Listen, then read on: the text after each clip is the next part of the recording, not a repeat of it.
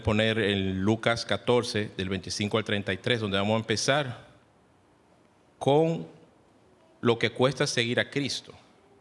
O en la versión de King James Version, que le dicen The Cost of Discipleship, que traducido literalmente sería el costo del discipulado, o sea, el costo de seguir a Cristo siendo su discípulo.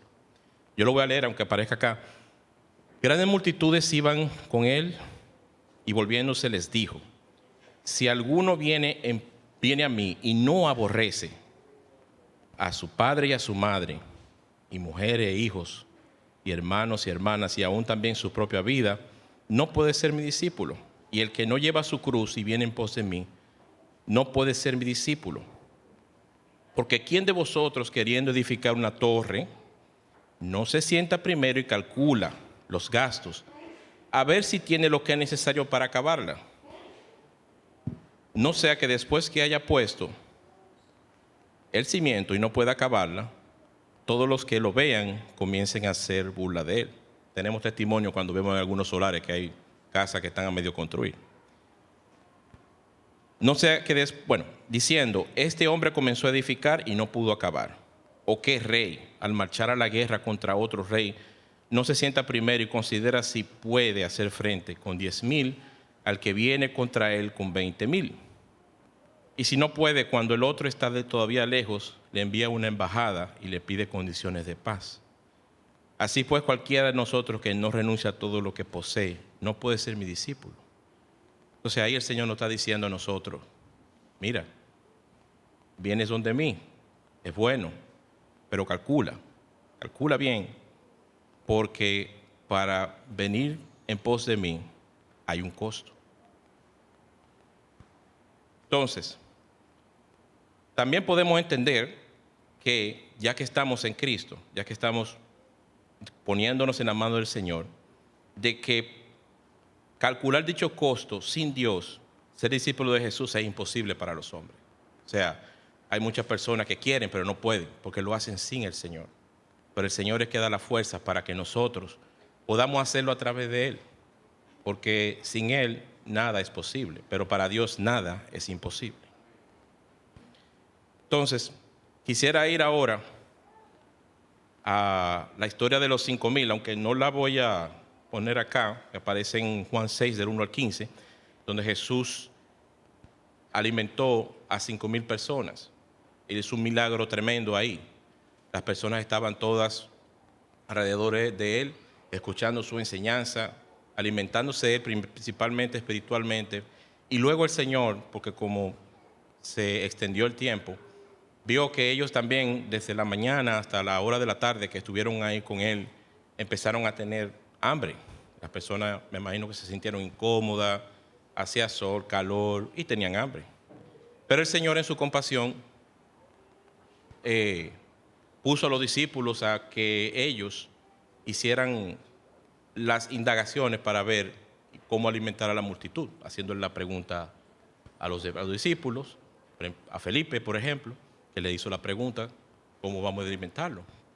Y Felipe le dijo: óyeme, ni siquiera con un salario de 8 meses de un empleado vamos a poder hacerlo así. Más sin embargo, apareció Natanael con un niño que tenía ahí 5 panes, 2 pececillos. Y ahí eso el Señor agarró y dijo: con esto me basta. Y ahí hizo el milagro.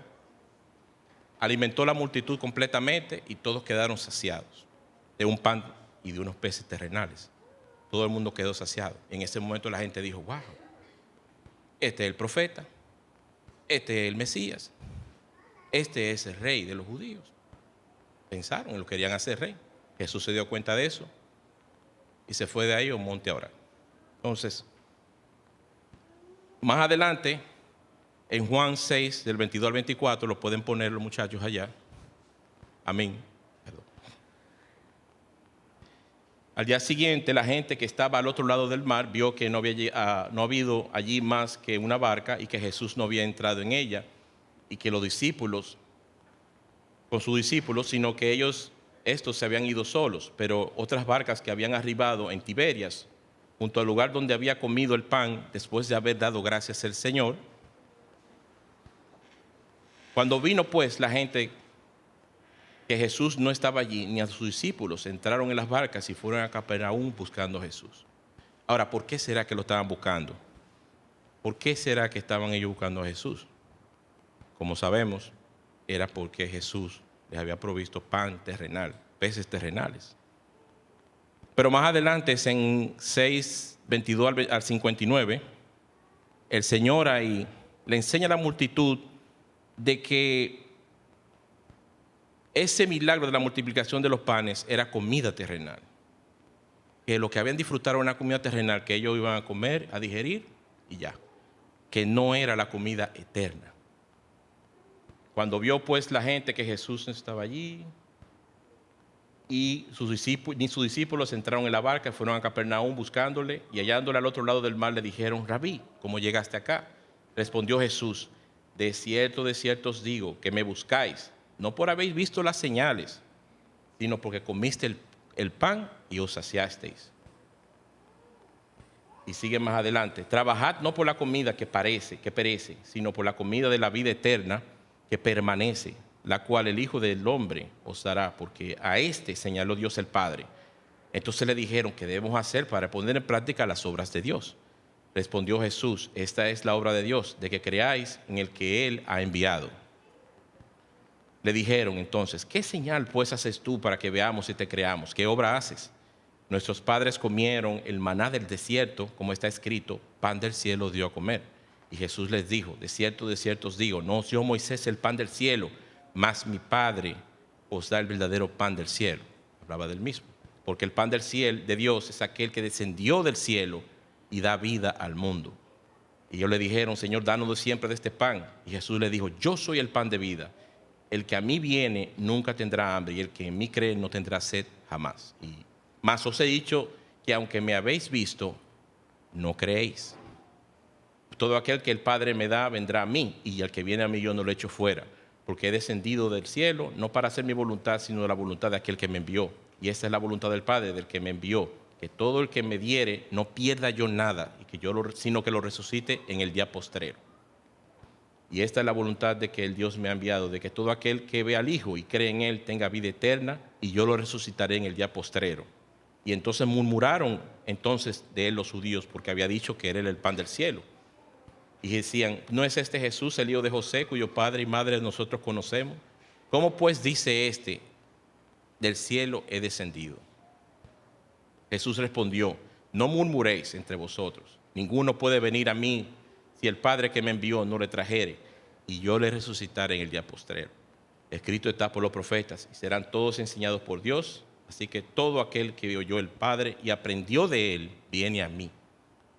No que alguno haya visto al Padre, sino aquel que vino de Dios, este ha visto al Padre. O sea, el que viene a mí, el que el Padre lleva, el que viene a mí. De cierto os digo, el que cree en mí tiene vida eterna. Yo soy el pan de vida. Vosotros, vuestros padres, comieron el maná que está en el desierto y murieron. Este es el pan que desciende del cielo, para que de él come no muera. Yo soy el pan vivo que descendió del cielo. Si alguno comiere de este pan, vivirá para siempre. Y el pan que yo daré es mi carne, la cual yo daré por la vida de este mundo. Y entonces los judíos contendían entre sí, diciendo: ¿cómo puedes darnos de comer su carne? Y Jesús le dijo: de cierto os digo, si no comeréis de la carne del Hijo del Hombre y bebiereis de su sangre, no tendréis vida de vosotros.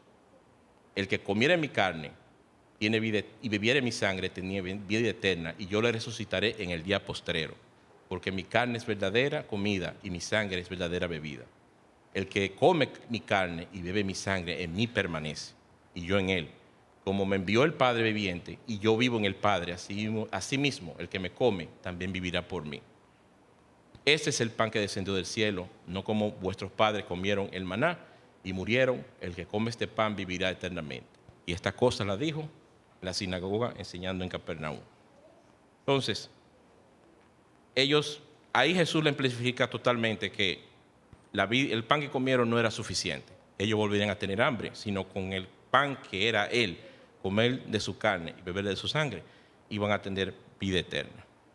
Entonces, más adelante en Juan 6:26, Jesús los confronta a aquellos porque buscaban a Jesús por el pan que comieron, como vimos. de cierto os digo que me buscáis no porque habéis visto las señales, sino porque comiste el pan y os saciasteis. Entonces, luego les enseña a la multitud, en el versículo 27, que deben de trabajar por la comida que no perece. El 6:32, 35 dice que es el pan de vida. El 48 y 51 también dice que Jesús es el pan de vida. Y en el 6:37, 40 y 44, Dios le da a Jesús los que han de venir a Él. Dios provee a Jesús aquellos que van a venir a Él. Y Él no perderá ninguno de los que vienen a Él, porque su Padre se lo dio. Y también en el 6:53 al 57, que debemos de comer su sangre y comer su carne. Entonces, ahí Jesús les dio la enseñanza de quién era realmente el pan de vida. Pero esto hizo que varios discípulos de ellos existieran difícil esta palabra, como dice Juan del 60-66, que dice, al oírlas, muchos de los discípulos dijeron, dura esta palabra, ¿quién la puede oír? Sabiendo Jesús en sí mismo de que sus discípulos murmuraban de esto, les dijo, esto os ofende. ¿Por qué si vieren al Hijo del Hombre subir a donde estaba primero? El Espíritu es el que da la vida y la carne para nada aprovecha. Las palabras que yo he dado son palabras de vida eterna. Pero hay algunos de vosotros que no creen, porque Jesús sabía desde el principio quiénes eran los que no creían y quién le había de entregar. Y dijo, por eso os he dicho que ninguno puede venir a mí si no le fuere dado del Padre. Desde entonces, muchos de sus discípulos volvieron atrás y ya no andaban con él. Cuando ellos oyeron esa palabra, para ellos eso fue un cálculo sin Dios y dijeron, no podemos hacer esto. Lo que el Señor está diciendo es una palabra dura de escuchar. Es algo como imposible de hacer. No podemos hacerlo. Dura palabra es, ¿quién la puede seguir? Y entonces también Jesús en ese momento a los 12 los confrontó y le dijeron, ¿queréis acaso ir también vosotros? Pero ellos, los 12, creyeron porque ellos calcularon, como dice Pedro aquí, Señor, ¿a quién iremos? Tú tienes palabra de vida eterna. O sea, nosotros hemos visto que lo que tú dices es vida eterna. Nosotros hemos visto que tú eres vida eterna. Y lo que tú dices, lo dices, como dijo Margaret, con autoridad y tienes poder. O sea, que lo que tú dices es vida eterna. Y nosotros hemos creído y conocemos que tú eres el Cristo, el Hijo de Dios viviente. O sea, que ellos calcularon con Dios de que Él es el Cristo, el Hijo del Dios viviente. Y tomaron ese cálculo y dijeron, no, aquí hay beneficio. Con el Señor tenemos beneficio acá, porque Él tiene palabra de vida eterna. Los otros no vieron eso, los otros no calcularon bien, se fueron, pero sí lo hicieron los 12. Matthew Henry escribe en su comentario, como sin el alma del hombre la carne no vale. Asimismo, sin el Espíritu de Dios que vivifica todas las formas, todas las formas de religión son muertas y nulas. El que hizo esta provisión, el que puso a las personas a que buscaran a Cristo, quien hizo esta provisión para nuestras almas, es el único que puede enseñarnos estas cosas y atraernos a Cristo para que vivamos por fe en Él. O sea que Dios hizo la provisión para que hubiese suficiente, para que todo aquel que el Padre lo lleve piense y diga, aquí es que yo voy. O sea, aquí el resultado que me da calcular con Dios me da beneficio que calcular sin Dios. Entonces, Él proveyó el costo para que en el nombre de Jesús también podamos hacer todas las cosas que Dios nos permita hacer. Porque cuando nosotros estamos con Dios, nosotros podemos hacer las cosas en Dios y en su voluntad, de tal forma que nosotros podemos ver los milagros y las cosas que Dios abre de los cielos para que podamos hacerlas. No tenemos que temer, porque Él está con nosotros. Él dijo que no nos dejará ni nos desamparará. Y además, como dice el versículo, si Dios está con nosotros, ¿quién contra nosotros? Entonces, lo que calculan fuera de Dios, sin Dios, yo lo voy a hacer con mi fuerza, yo lo voy a hacer como yo quiera. pero fallan. Pero el que calcula con Dios, teniendo en cuenta a Dios, ese tiene la esperanza de que con Dios puede hacer todas las cosas. Y ahora voy a entrar en ejemplos de personas que calcularon el costo con Dios e hicieron cosas maravillosas. Vámonos al ejemplo, por ejemplo, de Josafat, cuando se encontró atacado con el ejército de Moab y Amón. Moab y Amón eran los hijos de Lot. Cuando los israelitas vinieron del desierto, el Señor les dijo: miren, ustedes no tienen heredad con esa gente, pero pasen por su tierra, no los toquen, no los molesten ni le hagan daño. Pero ellos ni siquiera le quisieron dar paso a Israel. No quisieron darle paso, tuvieron que los israelitas dar la vuelta para poder llegar por otro lado a la tierra prometida.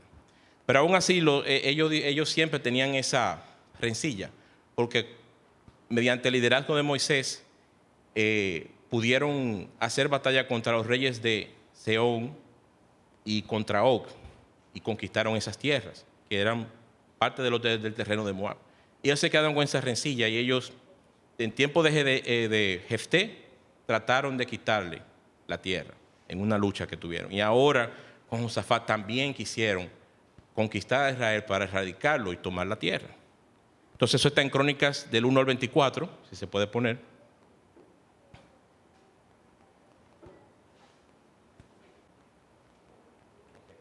Pasadas estas cosas aconteció, es Crónicas 20.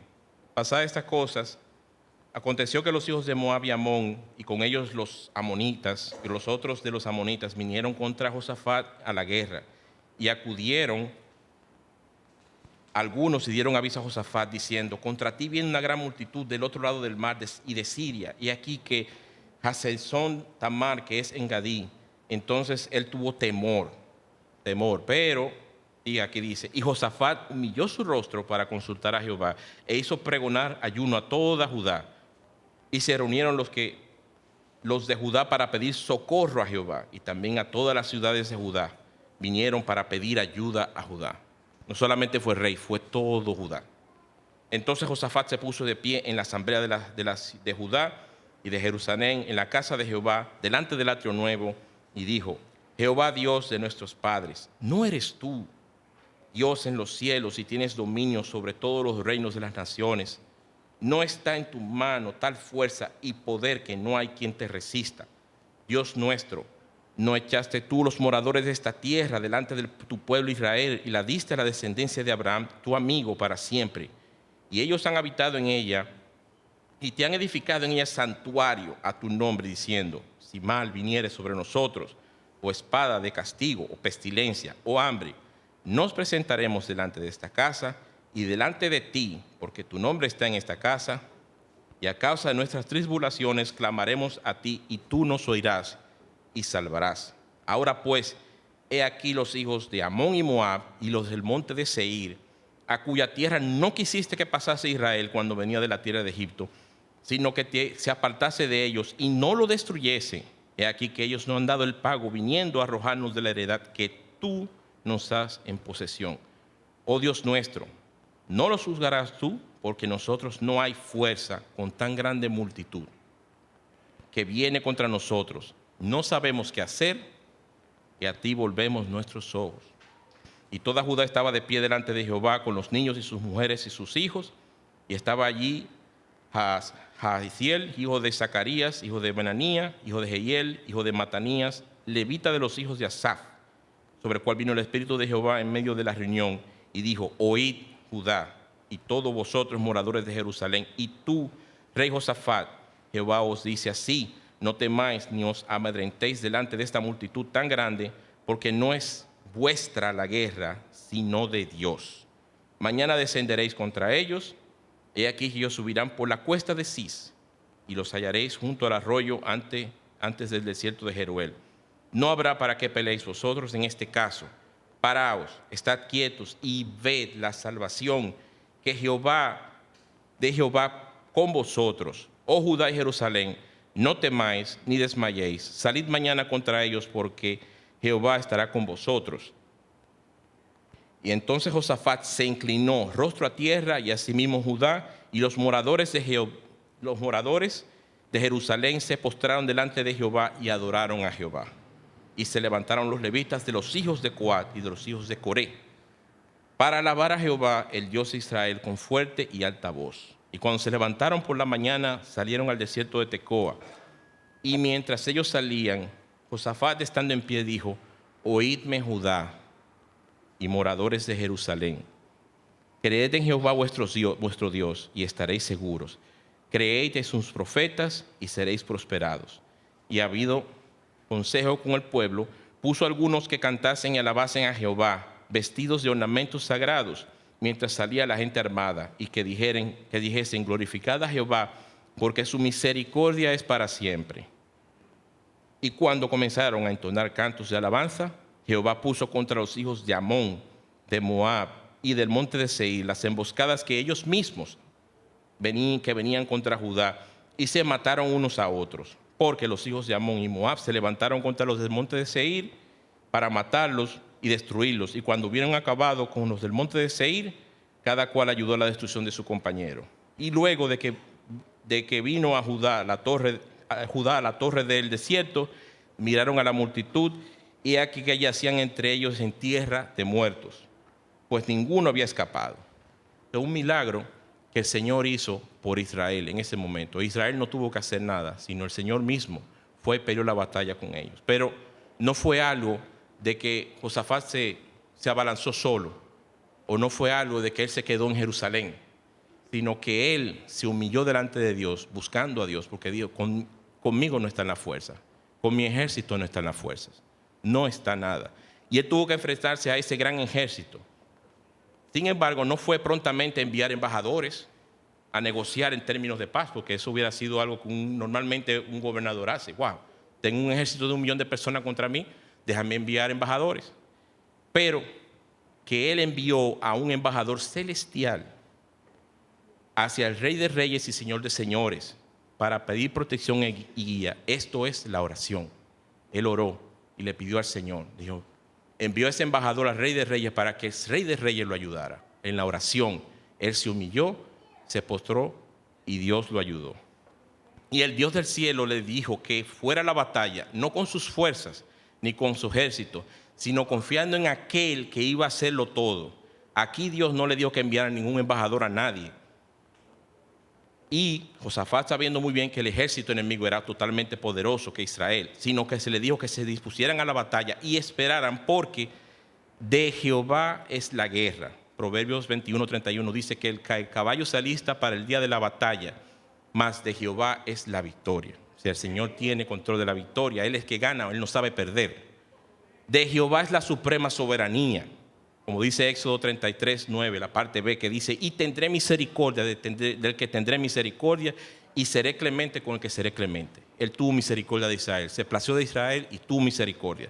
Y de Jehová es la infinita misericordia, como muchas veces David lo dice.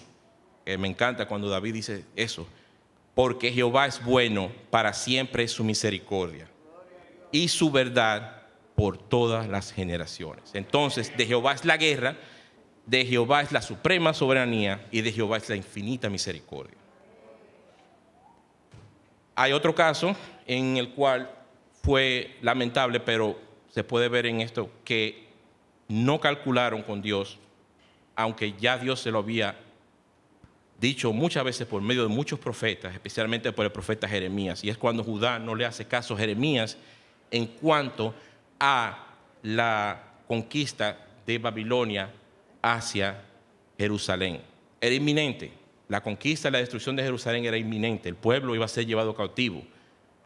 Lo que pasaba era que el pueblo todavía creía que ellos podían hacerle frente a un ejército tan grande como el de Nabucodonosor y que podían depender de Egipto. Sin embargo, Dios le dijo a ellos: ustedes no tienen eso viene de mí, va a pasar el castigo que va a pasar. Lo que ustedes necesitan es llevarse de lo que yo digo. Déjense llevar de ellos, del cautivo, porque ustedes van a tener vida ahí. Y eso lo vemos en Jeremías 38:1-3.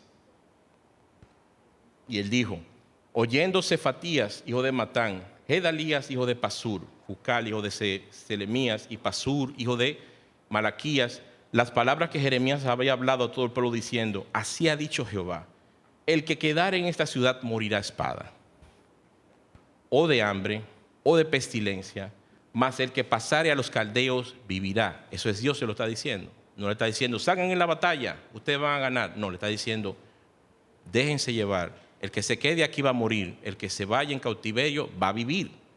Mas el que se pasare a los caldeos vivirá, pues su vida le será por botín y vivirá. Así ha dicho Jehová, de cierto será entregada esta ciudad en manos del rey de Babilonia y la quemará, la tomará y quemó la ciudad, o sea, quemó el templo. Entonces, aquí, esto fue anunciado por Jeremías, y ahí Israel era instruido a no resistir la inminente invasión de los caldeos. Ahí le estaba diciendo, miren, calculen conmigo, esta vez no les conviene a ustedes salir en batalla, porque ustedes no van a ganar. Ya yo emití juicio, y yo lo voy a cumplir prontamente. Vayan a vivir, déjense llevar por los caldeos y vayan a vivir, no lo resistan. Lamentablemente no lo hicieron. Tuvieron que sufrir un largo y horrendo sitio de Jerusalén que duró entre 18 y 30 meses. Un sitio que, leyéndolo en Jeremías y en Ezequiel, eso fue increíble. O sea, una cosa que la gente estaba, yo vi unos, en Wikipedia buscando, vi unos cuadros donde enseñaban a Nabucodonosor, bueno, en tiempo medieval, con los dibujos de medievales, pero era Nabucodonosor alrededor de Jerusalén, y se veían las mujeres en Jerusalén con sus niños haciendo canibalismo. Eso es fuerte. Tuvieron un sitio que sufrieron ahí, ¿pero por qué? Porque se obstinaron en pensar de que ellos podían resistir a los caldeos, cuando ya Dios le había dicho a través de Jeremías, no se puede, ustedes no lo van a hacer, es un castigo mío. No obedecieron la voz, tuvieron que sufrir eso.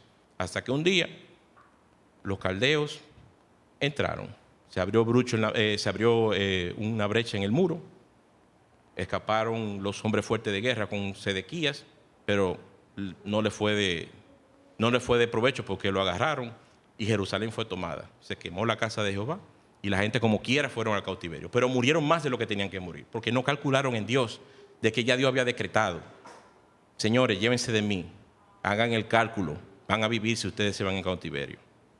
Entonces, el rey Sedequías y el pueblo no calculó que debían escuchar la voz del profeta para evitar sufrir sitio y que también debían de tratar de buscar refugio en Egipto, porque luego ellos querían escapar a Egipto, volver allá, cuando el Señor les dijo, no vayan, que ustedes van a morir allá también.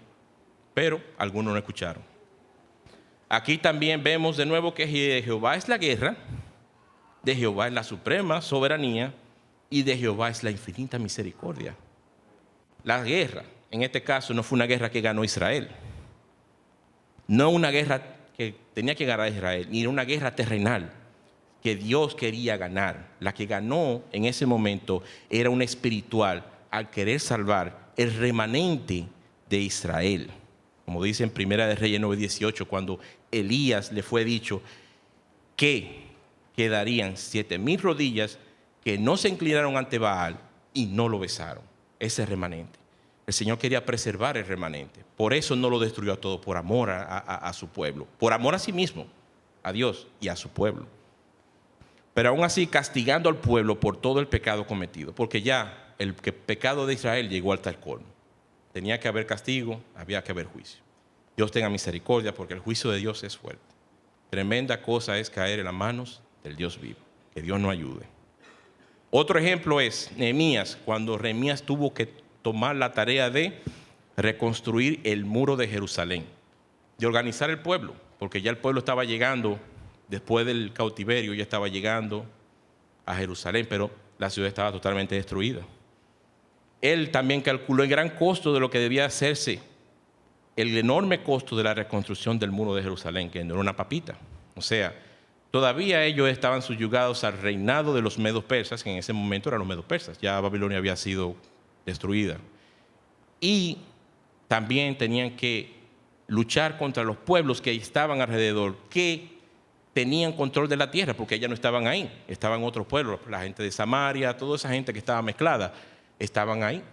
Entonces, era una cosa fuerte. Ya todos los que estaban ahí en ese alrededor decían, ya, Jerusalén quedó destruida, esto de nosotros, aquí no puede haber judíos, aquí no puede haber ciudad de Jerusalén, no puede haber muro, esto de nosotros. Entonces, en Jeremías 1:3, la condición de la ciudad la podemos ver acá, que dice: y me dijeron, el remanente, los que quedaron en la cautividad allí en la provincia, están en gran mal afrenta, y el muro de Jerusalén derribado y sus puertas quemadas a fuego. Esa era la condición que estaba la ciudad. Y sabiendo cómo los judíos, y claro, nosotros mismos también a nuestra ciudad, como nosotros amamos nuestra ciudad, y ellos como amaban a Jerusalén, porque ellos sabían que el nombre de Jehová estaba ahí, que Jehová la había elegido ahí entre todas las naciones. Viendo ciudad destruida, eso era fuerte para los judíos. Sus puertas, el muro derribado y sus puertas quemadas a fuego. Entonces, pero sin embargo, Jeremías buscó a Dios en oración para que Él les diese ayuda. Y eso está en Nehemías del 1 al 4, donde dice: cuando oí estas palabras me senté y lloré e hice duelo por algunos días y ayuné y oré delante del Dios de los cielos. Y dije: te ruego, oh Jehová, Dios de los cielos, fuerte y grande y temible, que guarda el pacto y la misericordia a los que le aman y guardan sus mandamientos. Esté ahora atento tu oído y abierto tus ojos para oír la oración de tu siervo que hago delante de ti de día y noche por los hijos de Israel, tus siervos, y confieso los pecados de los hijos de Israel que hemos cometido contra ti. Sí, yo y la casa de mi padre hemos pecado. Sí, yo y la casa de mi padre hemos pecado. En extremo nos hemos corrompido contra ti y no hemos guardado los mandamientos, estatutos y preceptos que diste a Moisés tu siervo. Acuérdate ahora de la palabra que diste a Moisés tu siervo, diciendo: si vosotros pecareis, yo dispersaré por los pueblos. Pero si os volviereis a mí y guardaréis mis mandamientos y los pusiereis por obra, aunque vuestra dispersión fuere hasta el extremo de los cielos, de allí os recogeré y os traeré a mi lugar, al lugar que escogí para habitar allí mi nombre. Ellos pues son tus siervos y tu pueblo, los cuales redimiste con tu gran poder y con tu mano poderosa. Te ruego ahora, Jehová, esté ahora atento tu oído a la oración de tu siervo y a la oración de tus siervos, quienes desean reverenciar tu nombre, y concede ahora buen éxito a tu siervo y dale gracia y delante de aquel varón, el rey de Medo-Persia, porque yo servía de copero al rey.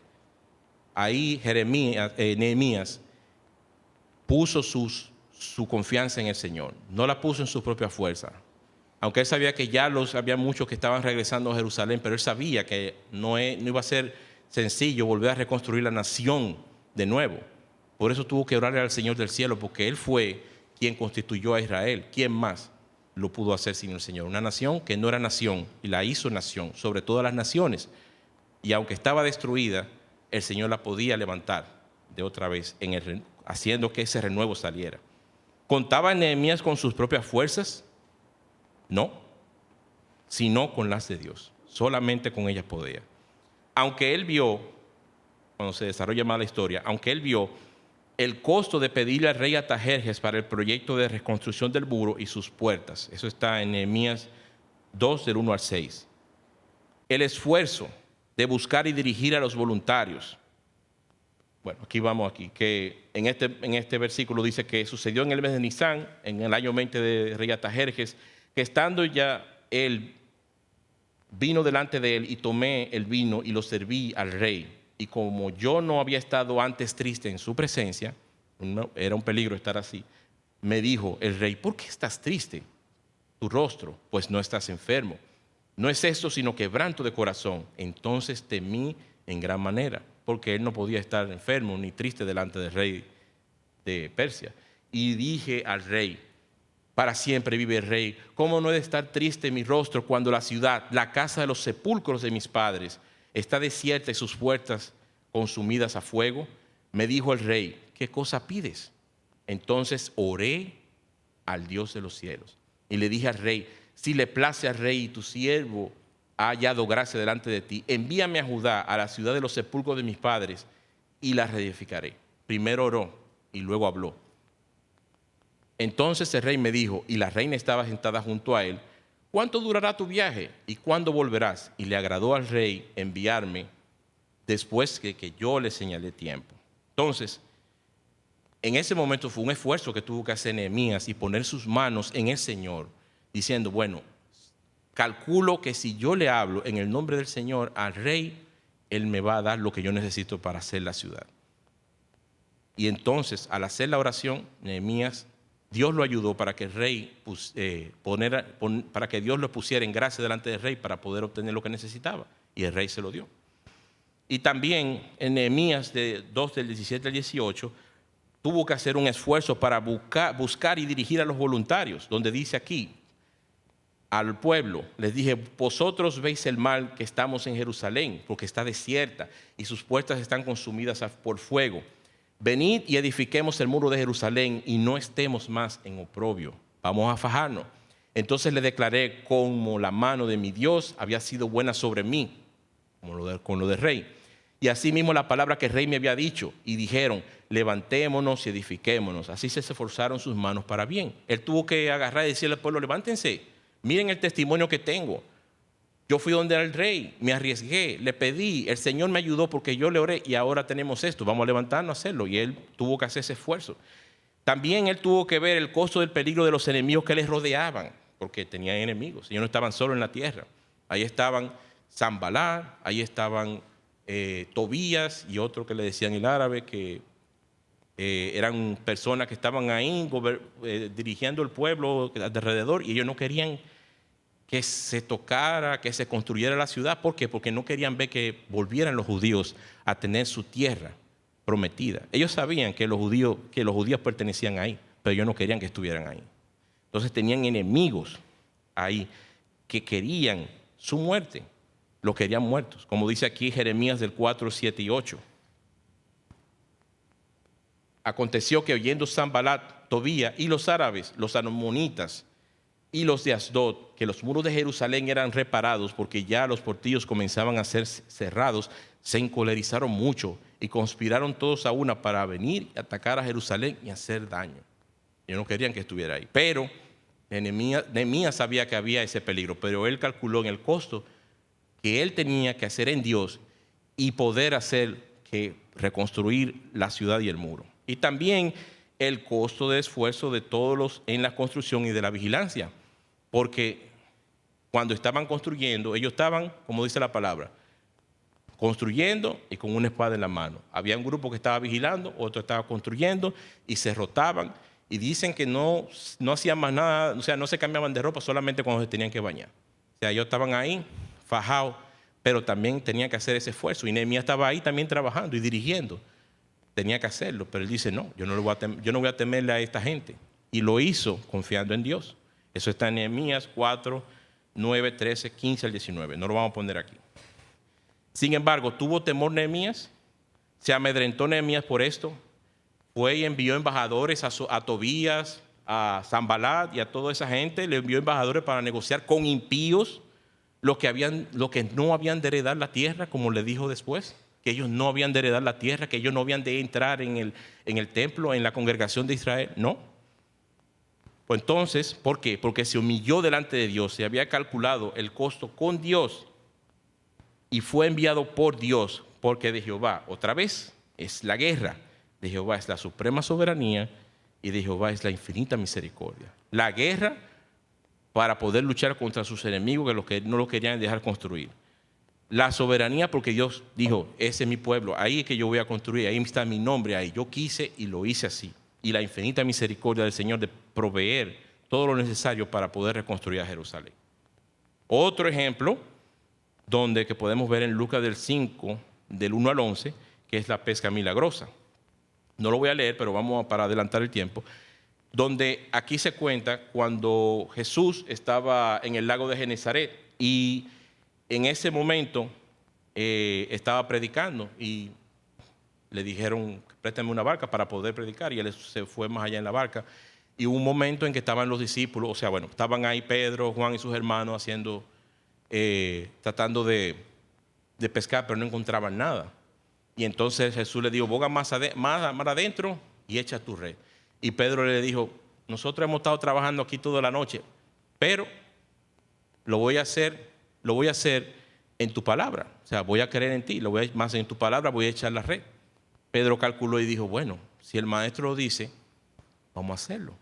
Entonces, al echar la red, esa red se llenó que ellos no podían, tuvieron que venir otros de la otra barca para ayudarlo a poder subir los peces. Y eso fue tremendo.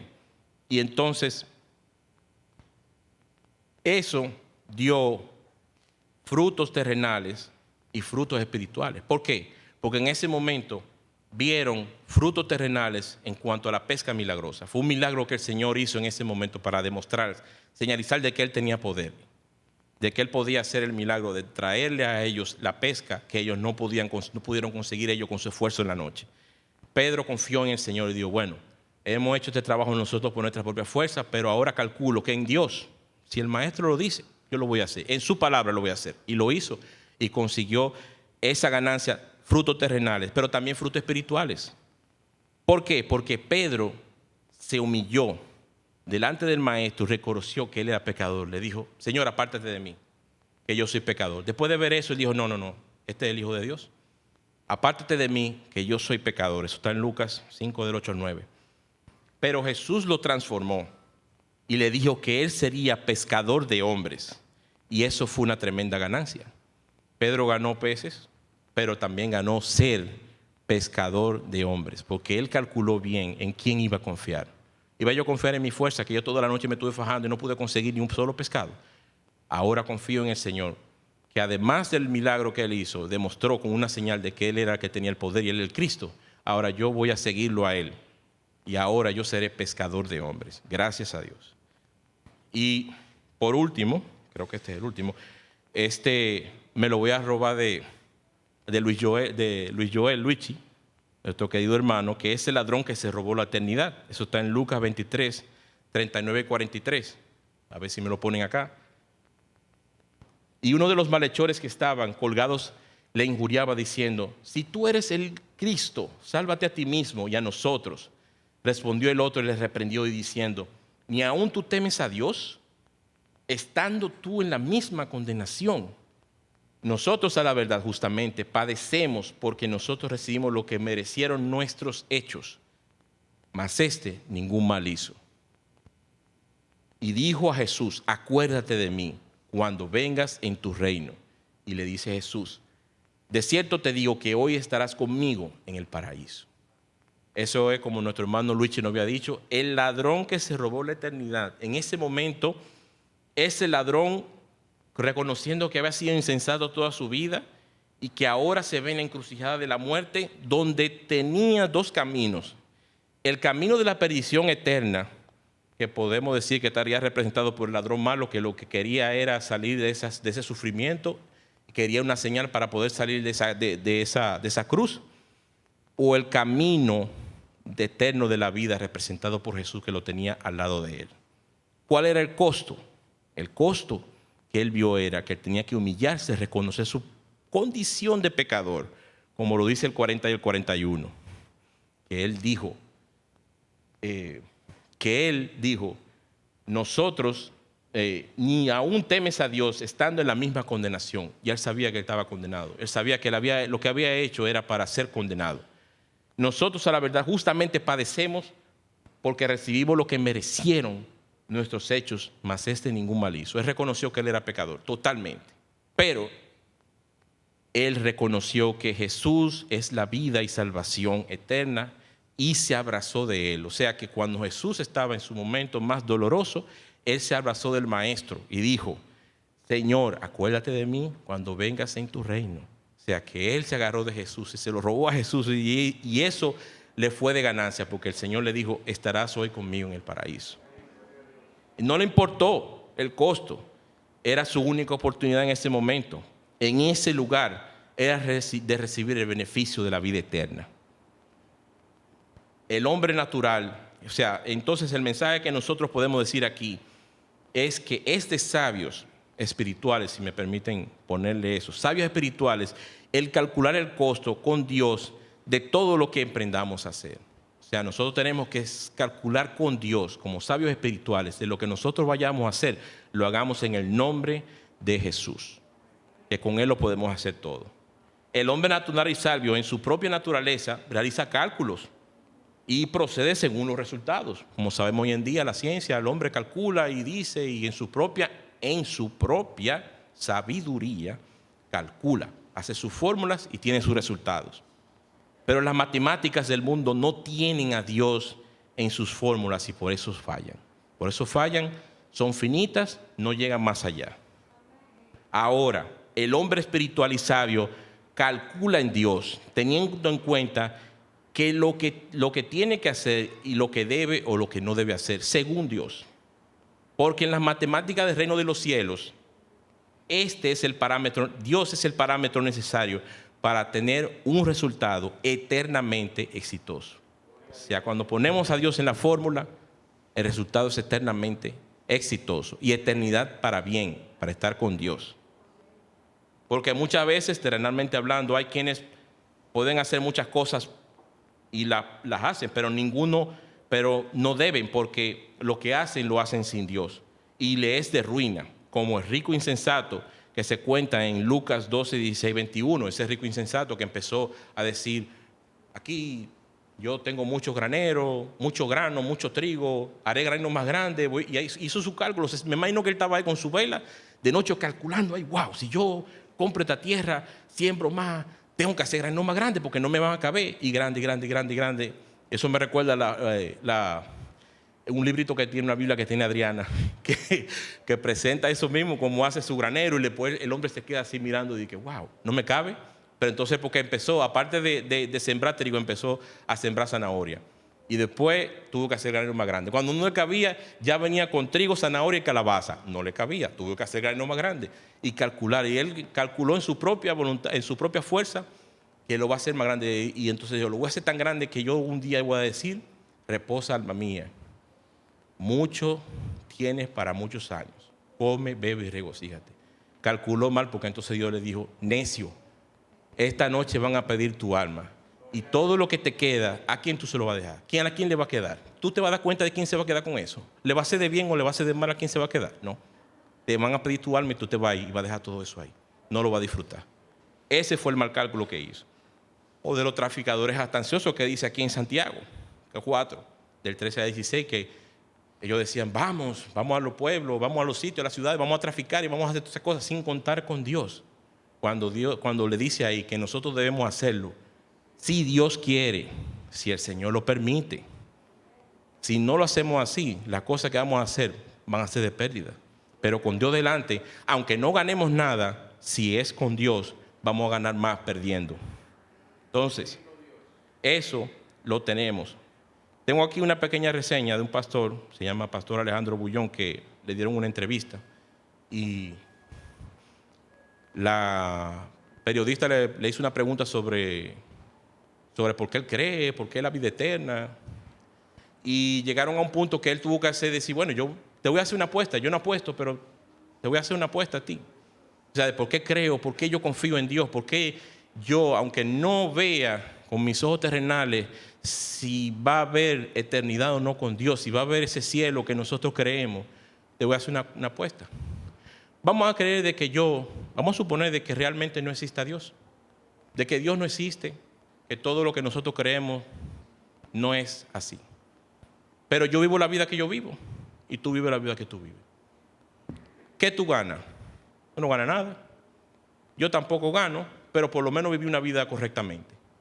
Ahora, si Dios existe y todo lo que está en la Biblia es verdad, entonces tú lo pierdes todo y yo lo gané todo. Y entonces esa periodista se quedó, wow, o sea, es verdad. Calculando con Dios, el que no cree en Dios, no calcula con Dios, lo pierde todo. Pero el que calcula con Dios, lo gana toda la eternidad y la eternidad. Entonces, hermanos, calculemos todo costo con Dios y luego que Él, en su palabra, en oración y por medio de su Santo Espíritu, nos muestre lo que debemos hacer. Y seamos como el hombre que compró la perla de gran precio, que después de haber reconocido el costo y el beneficio, vendió todo para obtenerla. Padre que estás en el cielo, te damos gracias. Te bendecimos en esta hora, Señor. Te damos alabanza. Nos humillamos delante de ti, Señor, porque delante de ti no somos nada. Señor, nosotros no somos nada. Estamos en tus manos, Señor, somos menor que el polvo. Y de ese polvo fue que tú nos hiciste, Señor. Y en tus manos caminamos y nos movemos, Señor. Que no ignoremos, Señor, que tú estás ahí en todo lugar, en todo momento, y que tu poder y gloria rodean la tierra. Que no seamos insensatos ni necios, Señor, ignorando que debemos de hacer, calcular el costo de estar contigo. Calcular, Señor, de que debemos de hacerlo todo contigo, porque el que calcula sin ti, Señor, pierde, más que el que calcula contigo gana. Ayúdanos, Señor, y bendícenos en esta hora, en el nombre de Jesús. Amén.